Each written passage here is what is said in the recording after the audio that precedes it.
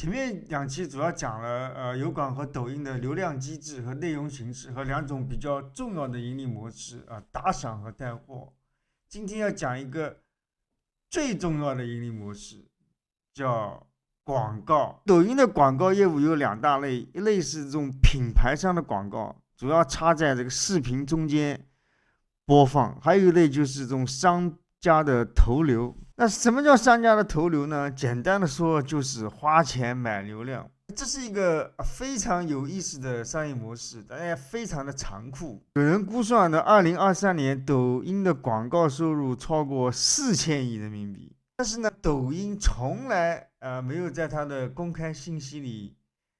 明确的说过，它靠广告到底赚了多少钱，它总是支支吾吾的。有人根据这个另外一个短视频平台快手的估算，他认为抖音的利润至少有50%来自于所谓的广告业务。其实帮助字节跳动起家的应用今日头条早期的广告收入占比高达90%以上。虽然在新闻上我们经常可以看到一些什么抖音用户的骇人听闻的新闻，比如说什么无知少年大叔打赏打到破产等等，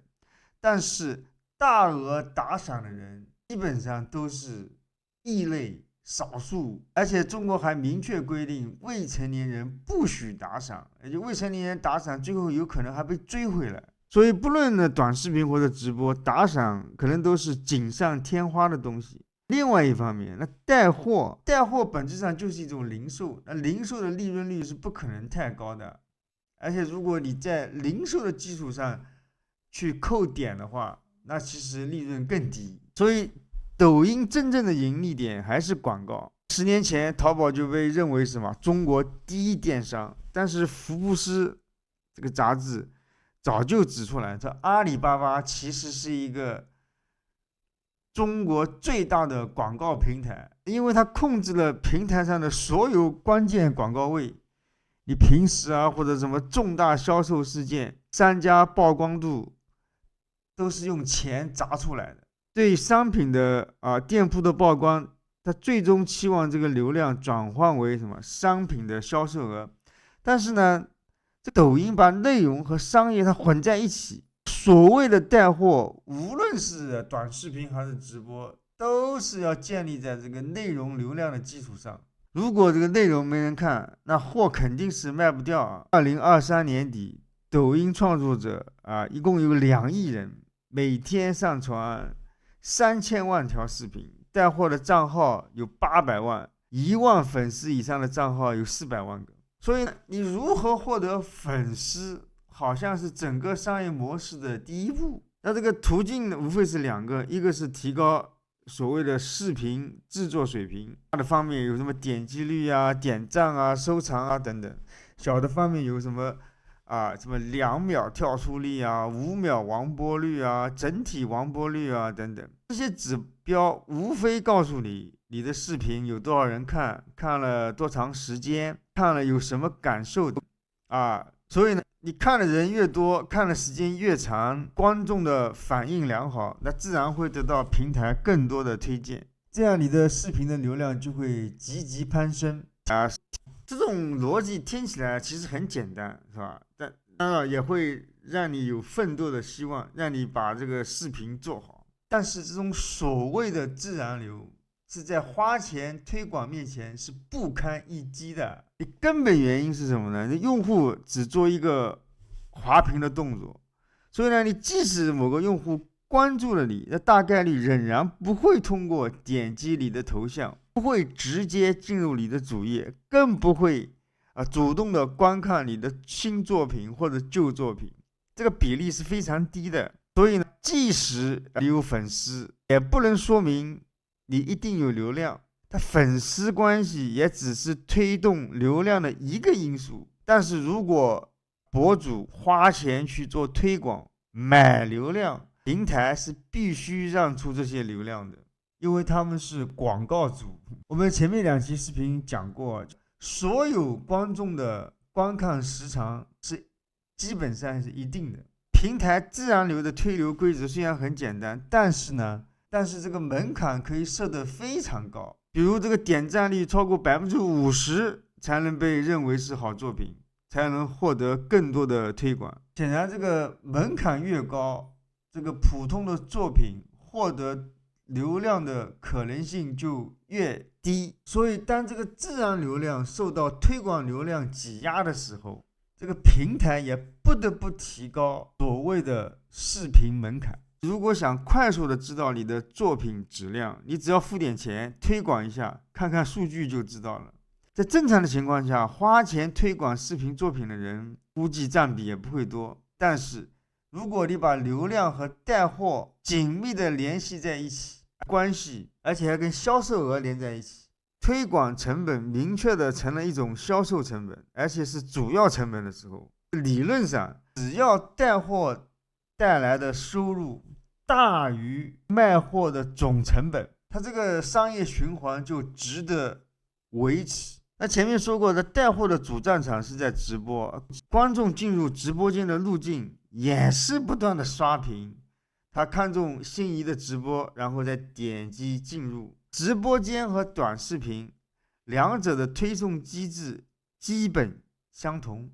理论上它可以将两者的指标完全融合，也就是说你做直播和你做短视频的粉丝可以共享，做短视频积攒的粉丝也会涌入你的直播间，但是它这个平台控制着算法，它怎么推送，以什么指标去推送，完全是他说了算。所以现实是什么呢？现实是做直播和做短视频基本上是完全分开的赛道。短视频带来的粉丝啊、点赞啊、收藏以及观众的观看模式和直播推流没有太大的关系，所以短视频和直播完全分开。它不仅路径分开、模式分开、粉丝分开、推广分开，它实际上对人的这个技能也是完全分开的。理论上这样做它有它的道理，因为你短视频做得好，不代表你直播做带货就能卖得掉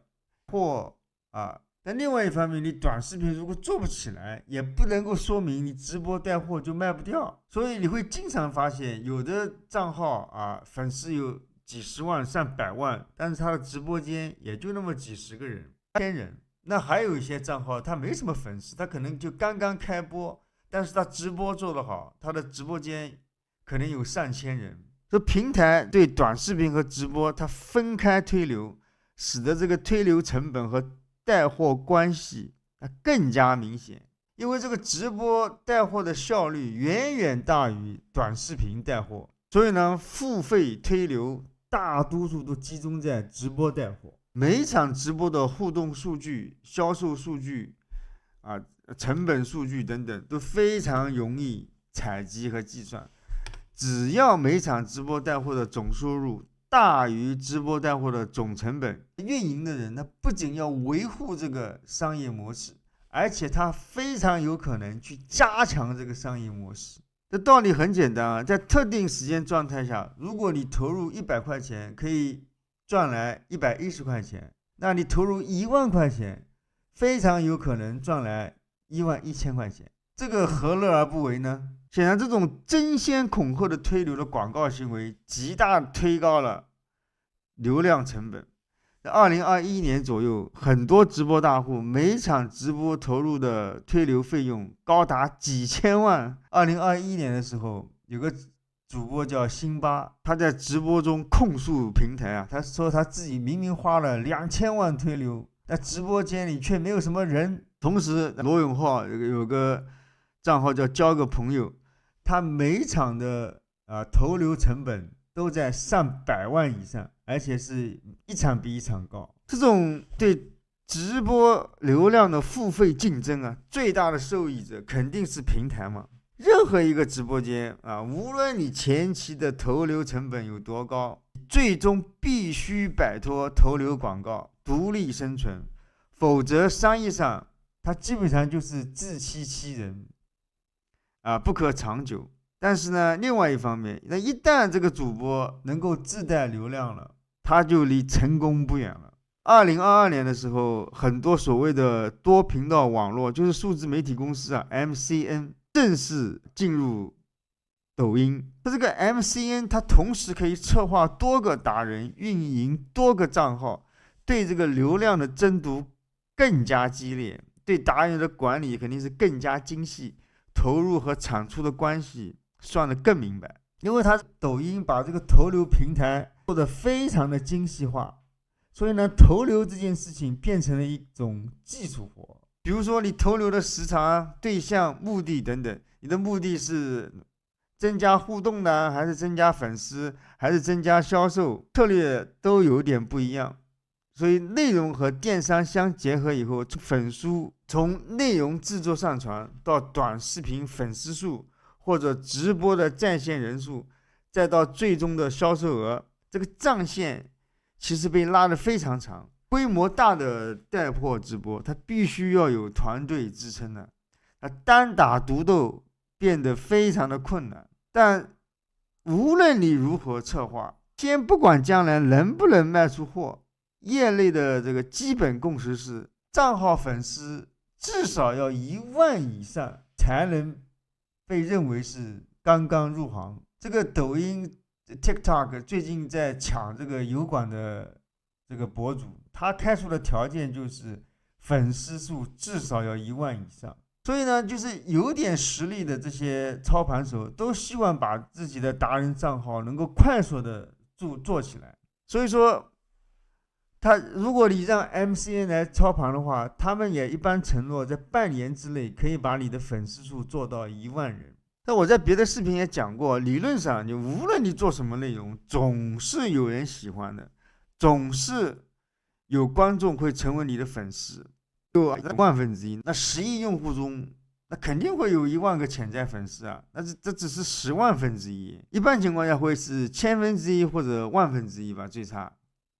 还有一本书啊，说什么在网络世界里，只要你有1000个铁杆粉丝，你就能够生存下来。但是呢，你单靠个人的力量把你的内容推送给亿万用户，几乎是不可能的。但平台因为它有算法啊，有算力啊，所以对他来说就比较容易，他能够帮你迅速找到匹配的粉丝，因为他整个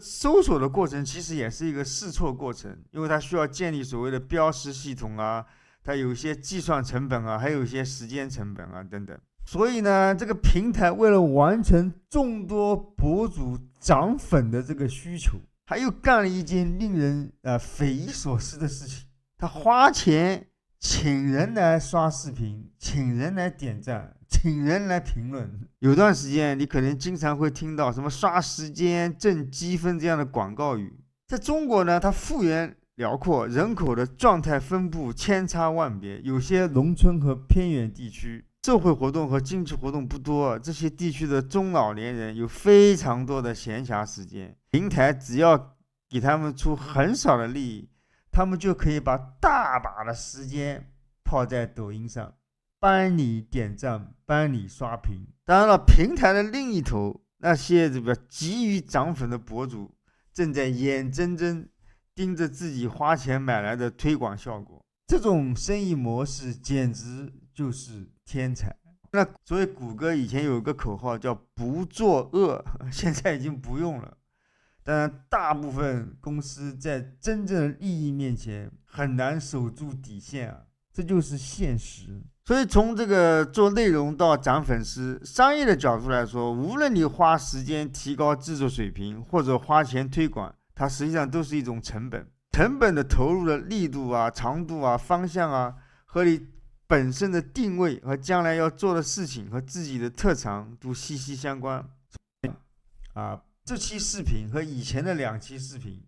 我基本上主要讨论了这个流量机制啊、内容形式啊和变现方式。最后我讲一个我的这个实践案例。我在这个抖音平台首播了1个星期，这个是当时的用户画像。其实我非常奇怪啊，就为什么关注我的都是50岁以上的男性朋友，而且都是在3线城市，喜欢晚上上网，不爱消费的老头。我的这个目标群体1、2线城市25到45岁的女性，月消费1000以上，这简直相差甚远。可以说这个愿景和现实之间天差地别。它为什么会这样呢？那其实很简单，原因可能就有2个，一个呢就是平台它根据我的账号给我推流，我用于直播的这个账号呢是我的生活号，所以呢我浏览的这个历史非常的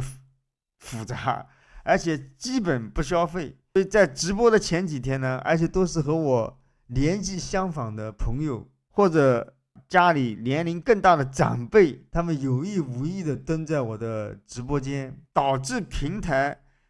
可能误认为这些人就是我的目标对象，所以用力给我推送这些类似的用户。还有一个原因呢，可能就是这样的人群非常多，老头、乡下老头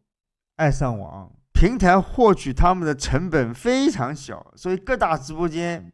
而且都不要他们，所以他又推给了新手。其实有很多新开的账号都碰到这种问题，他们其实也感到疑惑。那这个东西怎么去改变呢？后来我和一个找上门的这个 MCN 机构聊了聊，得到的建议就是，首先你在开播的时候要用一个比较干净的账户，或者说就是新的账户。新的账户它比较容易建立起明显的标志，至少它不会给这个平台错误的提示啊。第二呢，就是在初始阶段，你最好买流量，要对准自己的目标用户，免得走上歧途。所以呢，这花钱可能是跳出这种泥坑的最有效的手段。这其实也验证了那句古老的互联网铁律啊，互联网商业的核心就是用尽量低的价格买流量，然后用相对高的价格卖出去，这个是万变不离其宗。但是我还是要说啊，抖音把内容和电商紧密的结合，用前面的这些大网红描绘了社交电商的辉煌，让所有人都心向往之啊。但是另外一方面，也通过这个短视频啊、直播啊，把内容制作的门槛降到非常低，让所有人都觉得自己能够做出大家喜欢的内容。同时呢，他又通过这种投流的推广，把所有用户，无论你带不带货，转化为潜在的广告用户，再加上这个所谓的社交媒体的加持，让每个用户都能够多多少少大大小小过一把当网红的瘾。发明这个模式的大佬张同志，他要不当首富，那谁当首富？我对他的这个敬仰如滔滔江水，连绵不绝啊！最近还有一些投资界的人因为错过抖音，把大腿都拍麻了。所以我现在希望抖音赶紧上市啊，我们赶紧去投资抖音的股票。总的来说呢，现实很残酷，但是我们还是要往前走。以后的视频我会慢慢来讲，到底怎么利用这个所谓的视频社交平台来做我们自己的商业。